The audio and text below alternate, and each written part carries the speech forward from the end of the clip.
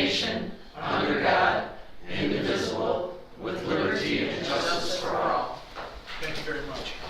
Is there anyone at this time that would like to address the committee with a possible second opportunity on the second half of the meeting? All right, hearing none, we'll move into our community.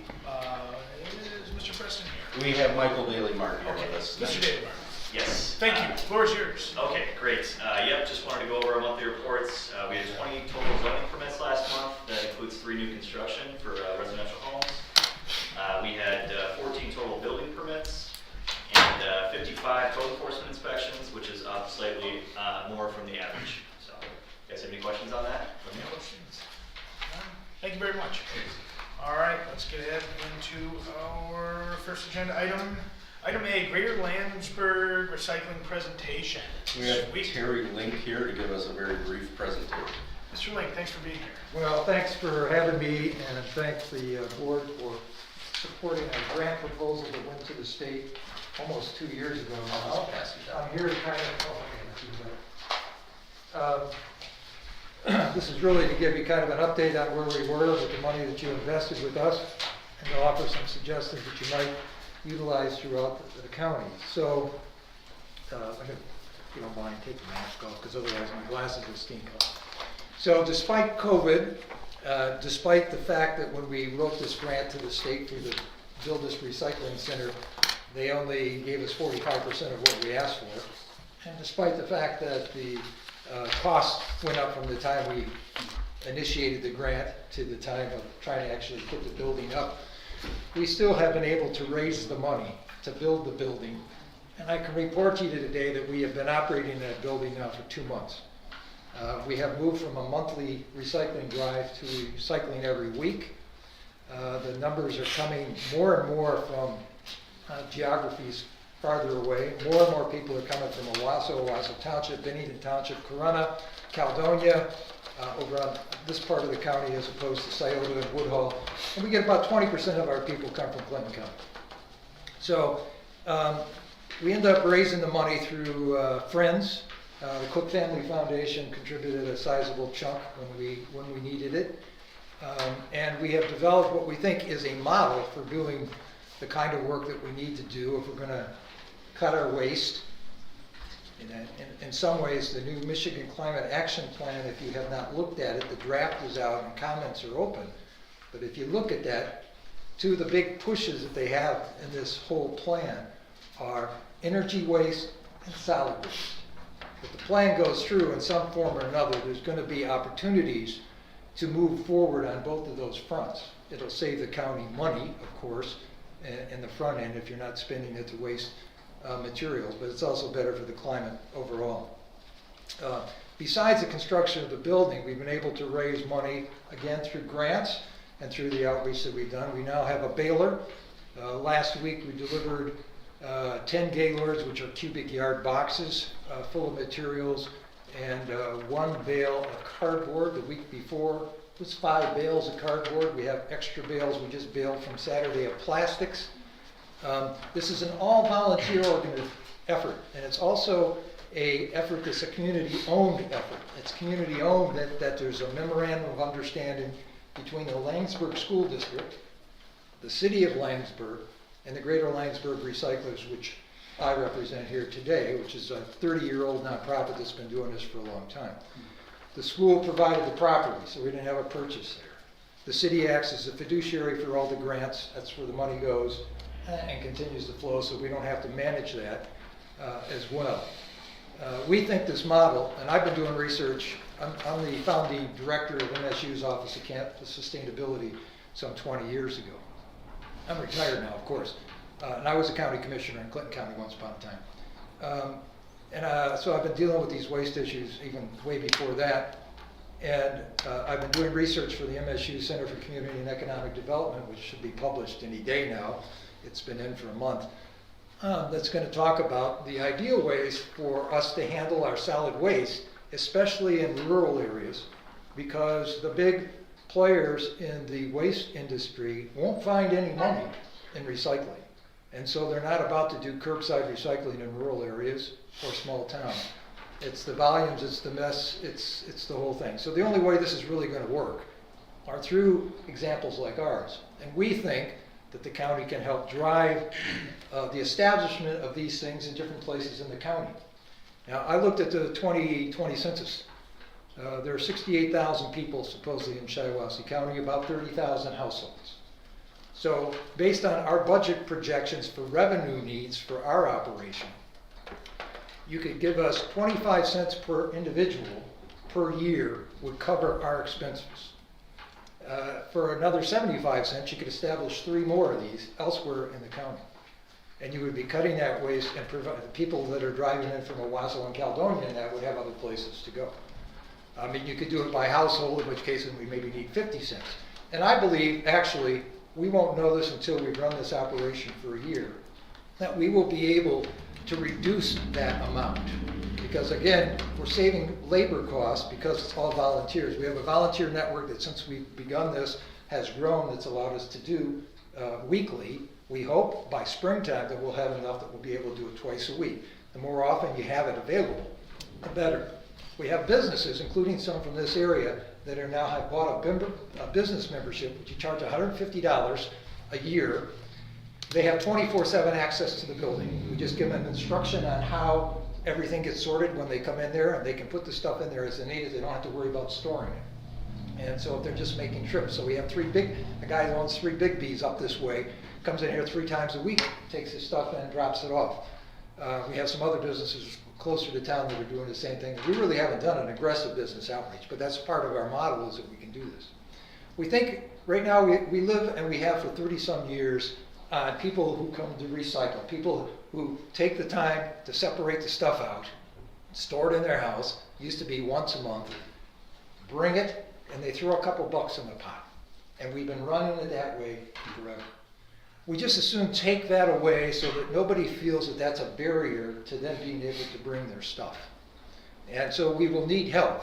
So the idea of this per person actually came when we were presenting to the local townships, and I think it was Middlebury, suggested that why doesn't Middlebury pay some amount? And then we thought, well, that concept's really good, but shouldn't we do this at the county levels? And I'm talking to the Clinton County folks, their solid waste committee here in about 2 weeks, who have been supportive too. They've also supported us in the grant proposal.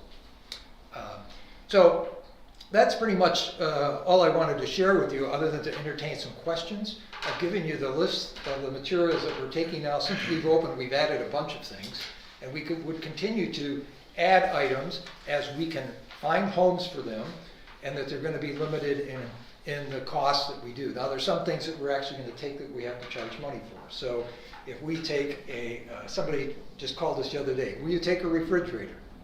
So I talked to my dealer, I say, can we take a refrigerator? He says, yeah, but I'm going to charge you 15 bucks because I got to take the Freon out and that costs me money. So we'll charge 15 bucks, but we'll be able to take the refrigerator. Doing the same things with televisions. We can't take the old televisions unless we charge a fee that's going to be charged to us to go back. There are other things that we think we can take out of the waste system. In the first place, to be able to do this, ideally we hope to use the facility to do repair clinics where we teach people how to do repairs, because recycling is really a tailpipe solution for waste. That you fix it at the end as opposed to design at the front end. Reuse is always better. You learn that. Our kids learn that in school. It's reduce, reuse, and recycle. So reduce it at the front end, and then if you can't do that, see if you can reuse it, secondhand clothes. And if you can't do that when the clothes got too many holes in it, then what do? You save the fiber, and then you use that fiber to do something else. We need to encourage that. I'm not sure all of you understand in the way that I do, having studied climatology as an undergraduate and almost a graduate school, the seriousness of the climate situation. It's way more serious than most people I know, even very educated people, understand. And it's coming at us a lot faster than the scientists predicted in the last 2 international reports. And if their projections that we're seeing are the moderate projections, you don't see the really scary ones that are at the edge of their 1,000 models that they run. So I think we need to do this for our kids. I'm not sure how much longer I'm able to do this. I just moved 540 pounds of glass today to MSU, which is where we can take our glass, but we collect it, but we have to haul it there. We need young people to get involved early on, so we want to go to the schools in the county and in the adjacent county and look for NHS students so we can teach them how this works, to use them as some of our labor pool. It doesn't take much, we're not open very long. With that, I think I've said more than enough, but glad to entertain any questions and to help the county move this forward. And I hope that you can continue to support efforts like ours, so that we can really make an impact in the long term of what we all need as a human family on this single finite planet. Yes, sir. Do you sort these individually, or does a person that brings it sort them, all these things out? We ask the people to sort those things before they come. Some people get confused. Plastics is a real mess, so we end up fine tuning that as we go through. Oh. One of the reasons that there's no money in this for the industry is it's a sorting. So if I collect material, let's say it's milk jugs, but I got paper in there or other kinds of stuff, more than 5% contamination, the processor on the end there doesn't want to do it. It's going to screw up their machinery, it's going to close the product. So you've got to clean that down. I've gone and visited what are called MRF, material recovery facilities, that are highly mechanized with robots. They still have human beings on the line because those robots and things can't clean it all out. They're miserable jobs. So we're pushing that onto other people and not usually paying them a lot. Based on the studies that I did, most of them are making well below a living wage. Most of them are contract employees that don't have any benefits to it. And so we're just it's kind of almost like slave labor that we're having people clean up the messes that we're responsible for because we're the consumers. Now, obviously, the manufacturers should have a play in this, and they should be paying some of this. And there's some action from some good players. You'll see we have dental products on there. We just started that 2 weeks ago because Colgate has worked with this national nonprofit recycler to say that they will take toothbrushes, empty toothpaste tubes, and the little packets of floss, and those little plastic floss things, and they'll take them and they'll recycle them. Our responsibility is we're going to collect them. We're going to start working with the dentist offices in the area to see if there'll be drop spots. We'll take them, and when we get a certain quantity, they will give us cartons, which we will then ship to the locations closest to us that will actually receive them. These are the kind of solutions that we can work on when we work on them together. And because most of us use toothpaste, and probably will forever and ever. So until they come up with something else for toothpaste, we're stuck with tubes. So there you have it. What can I do to help this along or answer any questions you might have? Good question, too. Any other questions? No, pretty familiar with your operation. Mr. Lynn? Good. Very informative. Thank you very much for your time today. Okay, appreciate it. And I hope you'll think about this bigger solution in terms of commitments to not just our organization and what we're trying to do in the community, but the solid waste issues that we get phone calls all the time. Our house is the house people call when they have a question. And they're just baffled. They don't know where to go. There's not much here in Shiawassee for them to provide that, and they want to do it. So we want to be able to help them do it, and you can help us help them. Thank you. Okay? Thanks again. Okay, thank you. All right, and with that, let's go ahead and move into item B. At this time, we'll entertain a motion to approve the PA 116 farmland agreement application for Mr. and Mrs. Marchnell, parcels 004-14-200-001 and 004-14-200-002 located in Hazelton Township. Support. Support. All right, so we do have a motion of support on item B. Any discussion or questions? All right, hearing none, all in favor of moving item B forward on to another vote tomorrow, or rather Wednesday, signify by saying aye. Aye. Aye. All right, we'll pass then on to Wednesday. Item C, we'll entertain a motion to approve the PA 116 farmland agreement application for Maplefront Properties parcel 014-34-400-002 in Perry Township. Support. Thank you. I'll Motion support. support. And item C is open for questions or discussion. Hearing none. All in favor of moving it forward, signify by saying aye. Aye. Any opposed? That motion will also move forward. At this time, is there anyone in the public that would like to address this committee? All right, hearing none. This meeting is adjourned. Finance will start in a few minutes.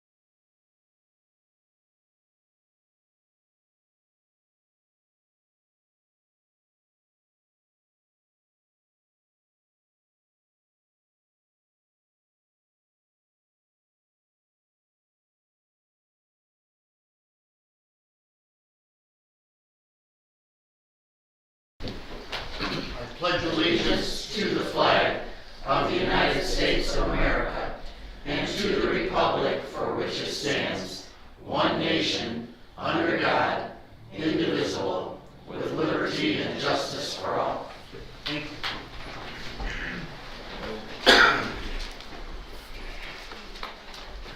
Call to the public. Do you have anybody that would like to speak at this time?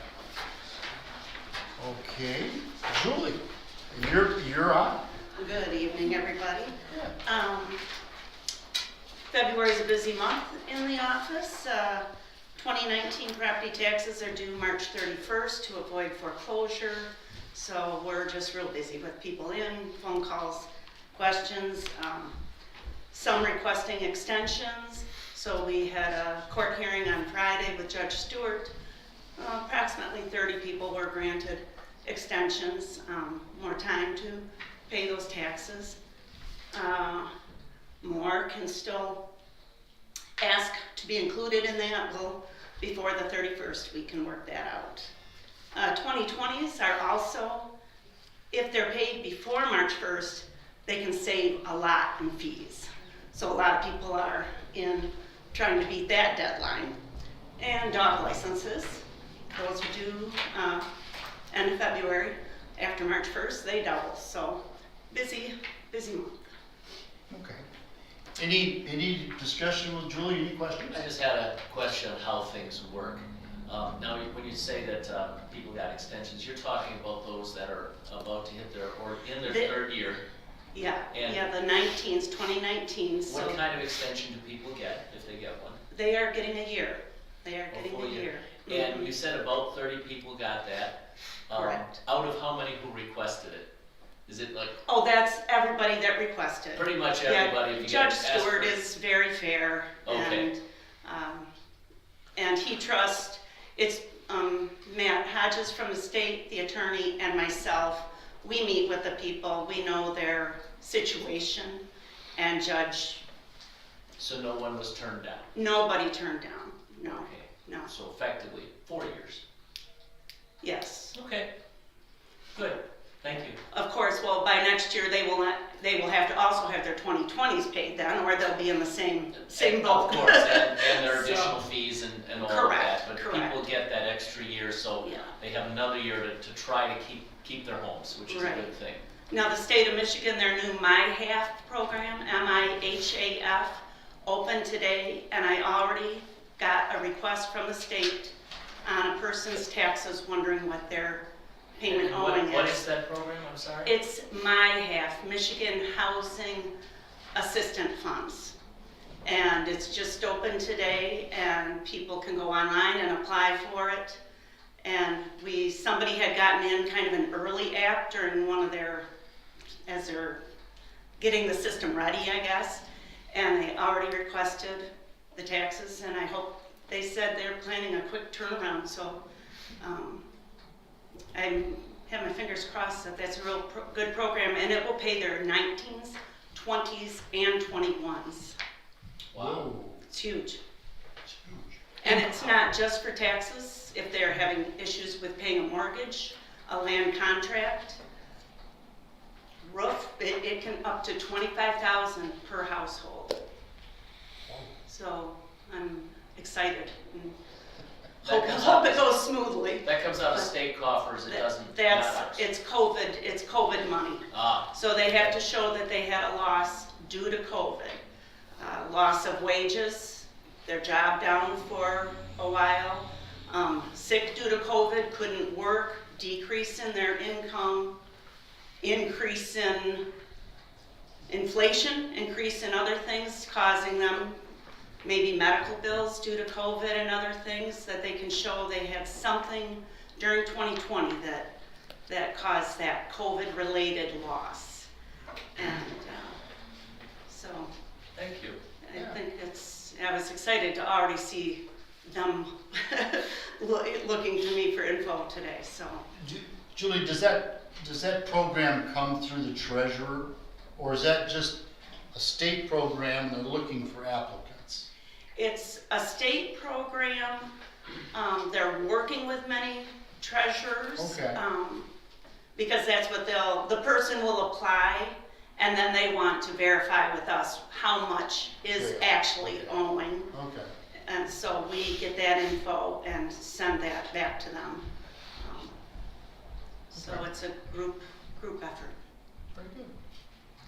I had another question. Yeah. So that amount that the state program will pay, is that just the base amount, or are they gonna pay all the fees and interest and penalties? Interest, fees, everything, whatever that, yeah. Which in some cases is Can be substantial. very Yeah, substantial. yeah. Well, and it's just through the 19, so nothing prior. There might be people have prior owing yet, but at least it will take care of a nice chunk, you know, and they'll be able to work on that over better. People that maybe had bankruptcies, different things that they're withheld from the process due to various reasons, so, but it will be huge. It'll be a big help. Any other questions for Julie? Okay, thanks. You're Thank you. welcome. Before we get into the agenda, I'd like to comment. This past week, there was a letter to the editor of one of our local newspapers that complained about our process for opening up applications for District 5 for a county commissioner. I'd like to say that, Chairman, I thought you did an excellent job. We asked for applications, we got 6. We were very pleased about that. The letter was, of course, from one of the applicants who did not get picked for this District 5 commissioner, and he indicated that he felt that we really didn't do our duty, we didn't ask the right questions, and that we didn't really know anything. And that was for all 7 of us, by the way. 6. Oh, excuse me. I still know it. And quite frankly, it sounds like somebody who was very disgruntled that they were not picked because they were all knowing, they were smarter than everybody in the room, and that they felt they were owed that position. Well, that isn't how it works. So I'm sure that with me saying this, that maybe he'll show up and I can tell him again. I was very disappointed. I thought for a lot of us, we know the applicants.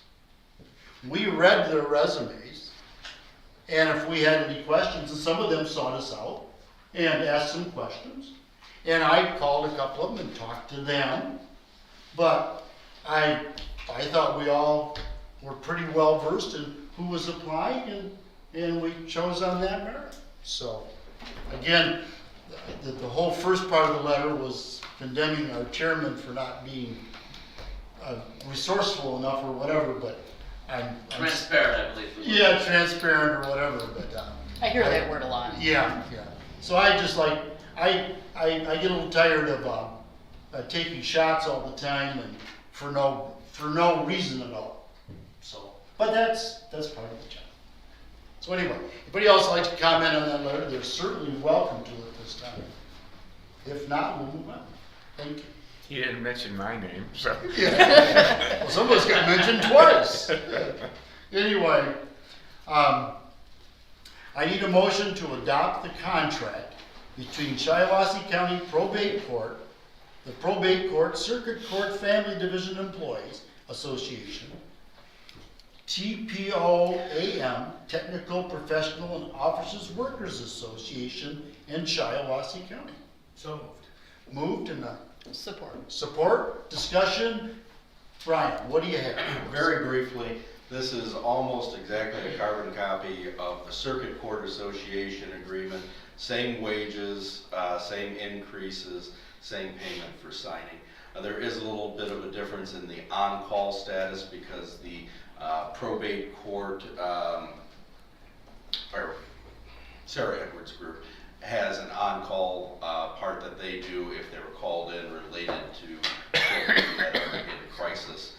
So there is a little addition of language to that. Outside of that, they are paying more in their MERS contribution in exchange for their cost of living increases, just as the others have. It's a 3-year contract. Olga and TPOMA have reviewed all of this. Chief Judge Clarkston's okay with it, and Greg and myself met with them and negotiated it, so Very good. it's our tentative agreement. I guess my only question is, how different is this contract as to, compared to the previous contract? Is it much? Is it Not terribly different. I mean, we edited out the part about defined benefits, or defined benefits to the defined contribution.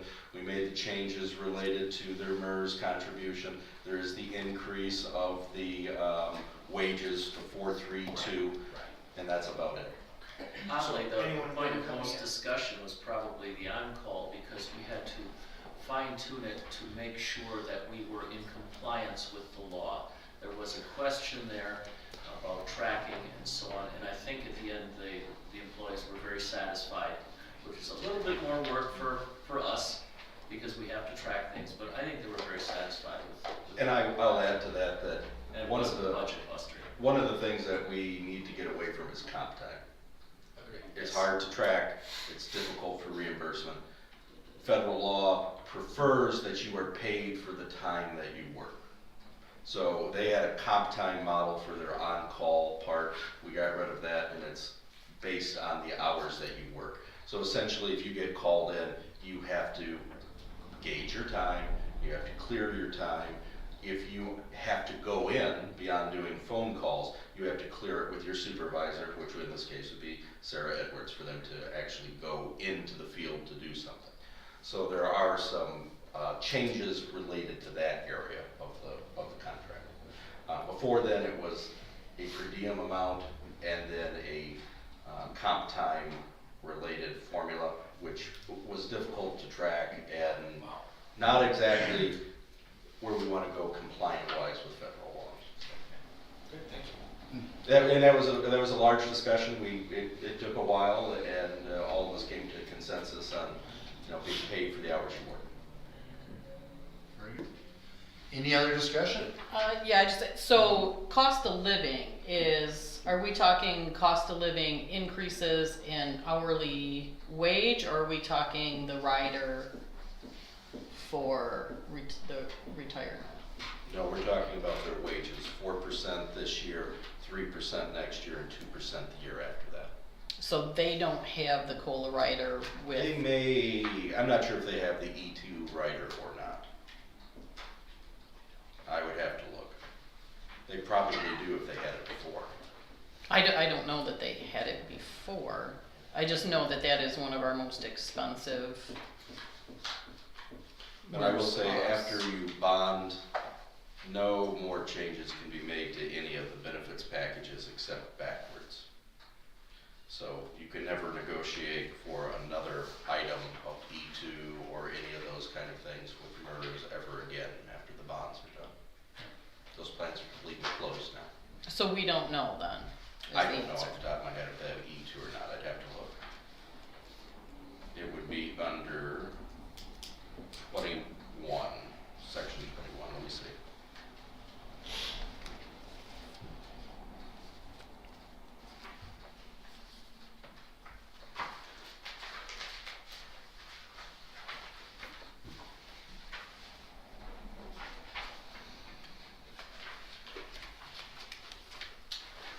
They have, on page 21, program B3 plan with an F5520 age and service rider, 10 years vesting, FAC3.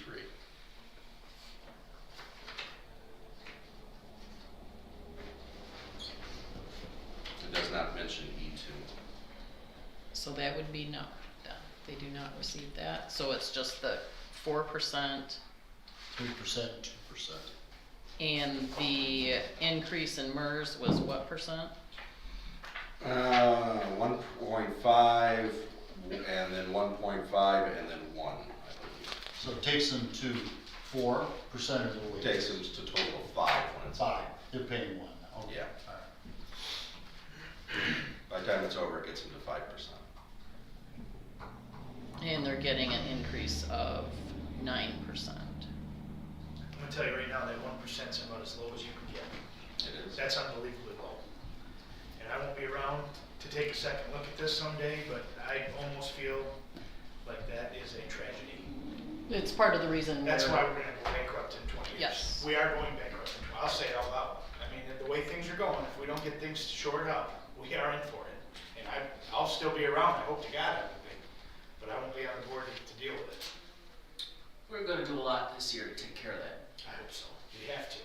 Yeah, this is wage openers for this year. To me, that's my legacy, is leaving this place better than what I started it with, which we inherited a bit of a mess, but there's still steps we can take. 1% are so low. I mean, I'm in one of the strongest unions in the whole country, in the teachers union, and we have to pay way more. That's all I'll say. Way more. Well, actually, with the changeover from defined benefit to defined contribution, we're looking at, this is the first step we're looking at. These are steps that other counties took 50 Quite a lot. years ago. Yeah. Really, we're just now getting there. We- It's good. That figure of contribution, within a few years, it's gotta be 15% minimum. I agree. And I'm not saying what you guys did was, you did good. I'm not bashing this at all. I'm just saying, wow, you know, this is eye-opening. And we're gonna make things better over the years. We have to. Oh, yeah, we don't That's why I've been, one string violin on our finances.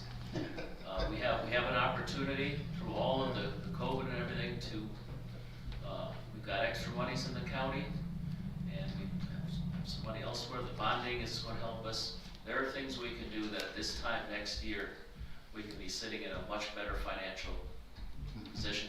That is assuming the economy doesn't tank, and that's just one we'll have to deal with if it happens.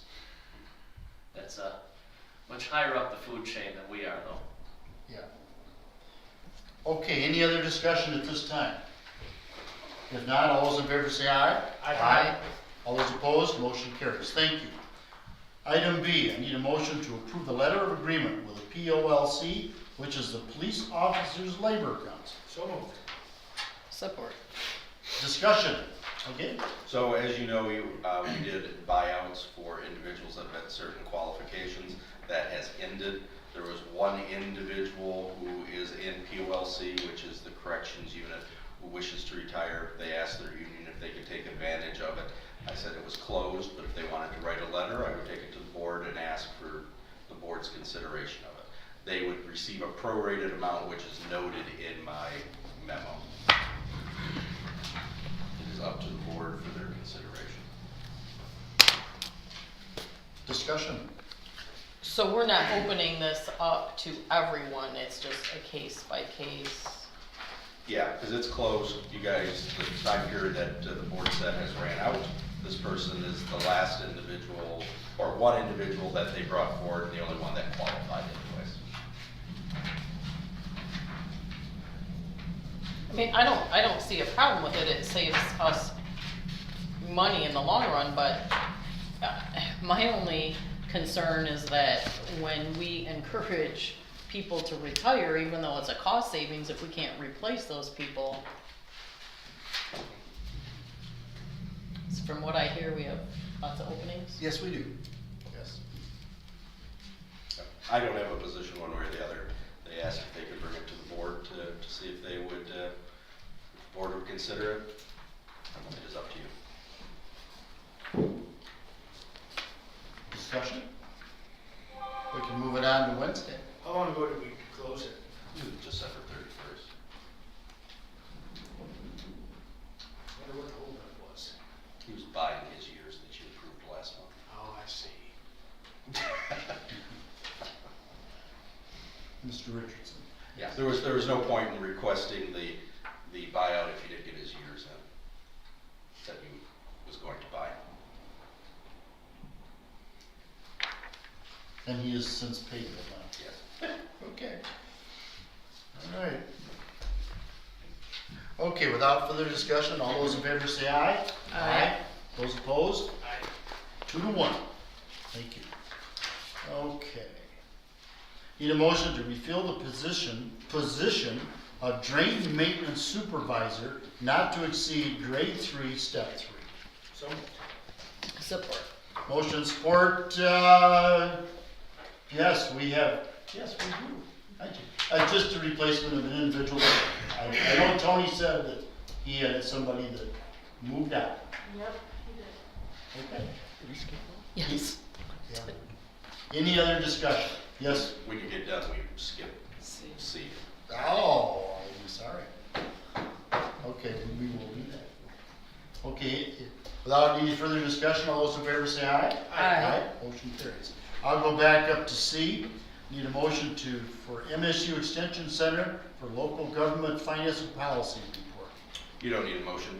This is just a presentation of the report to you. I did not invite them to speak to you this month because we have several other presentations this week. I would like you to read it and then let's set up a time to talk about it. In particular, I would draw your attention to page 2, which has the summation of the recommendations and executive summary. And this could provide a good working blueprint for some of the things that we wish to tackle this year. Perhaps we could discuss it at one of our meetings later on down the road and have MSU come and talk about their presentation, if you so desire. Very good. So are these things that we have control over this, like formalizing employee termination process and all that? Yep. We don't have those in policies already? No, we don't, and we really should work on them. And even though departments hire and fire, in the event of a lawsuit, it's served here. Right. And so we need to standardize our policies and practices. We need to make sure that we have individuals that are engaging in it. For example, if a department head decides they wish to terminate an employee, there should be some amount of engagement, at least to make sure we dot the I's and cross the T's of the appropriate labor things, either with myself or Eric or someone along the way, just so that we aren't opening ourselves up to litigation down the road. So that's just one example on there, but these are a couple of things we should talk about long-term for this year. Very good. Any other discussion on it? That'll be reading material between now and next month. Okay. Let's move on to item E. Need a motion to purchase a side-by-side from Hanson in an amount not to exceed $14,800, and the cost to be allocated equally between buildings and grounds, the health department, and the drain department. So moved. Support. Discussion. This is Larry and Larry's Tim's here. agenda. Tim's here. I'll let Tim go. Go ahead, Tim. Yeah, we just thought that we would all be able to use it. We all would benefit from it. I would use it in the parks. Larry would use it for river cleanups and other things that he does around the county. And Tony would use it along the drains. So it would be well utilized. And I think I think there's a junky older one somewhere around. I'm not even sure how well it's running, to tell you the truth. Did you run around that and say your trucks sometimes then? Can you run around with that and say your trucks sometimes? Well, we'll probably take it with us because, I mean, now with Chi-Town, we have a lot more property. And actually, to get to one of the areas that we will have to get to at times, you can't get a truck or anything in there other than something like that. Okay. So, Any other questions for Tim? Yes. Line item, is this something coming out of, I couldn't find it when I was looking through the packet earlier this week. Who's paying? Equally divided among all 3 accounts. So that means 1/3 of it would come from the general fund, because that's where Tim's budget would come from. 1/3 would come from the Drain Commission's equipment fund, and then the last 1/3 would come from the health department. So 1/3 of it would come from the general fund. For maintenance. For maintenance budget. which we This do is have this is in a here. used piece of equipment? No, I think this is new, right? This would be, So what is that? plus we'd also, actually, down the road, I'm gonna look, if we do get it, down the road, I am gonna look, see, I think you can put a plow on it. And we may see about possibly putting a plow on it if we need to utilize it for actually snow removal too. Cause right now, we only have the one piece of equipment, and right now, part of that's down, but John Deere's broke down? Right now, yeah. The broom is, not the, blower, but if we get to 9 inches, we'll put the blower on, but if we just get a light dusting, then we just use it. I thought you just got a new broom. No, the broom's been the one that's been on it for the, well, about 6 years or so. It takes a lot of wear and tear.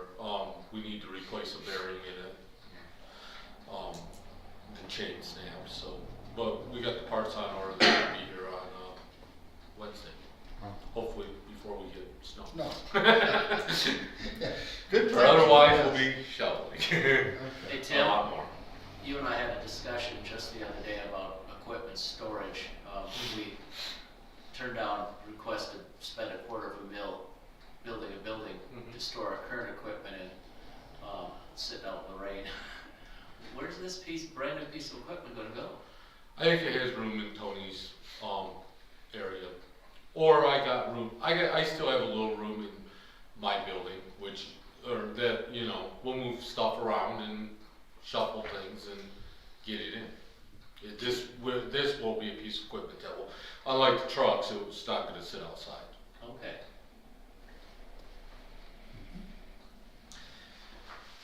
For me, we do this every year. I've been on the board a while now. Where we don't budget fleet items in.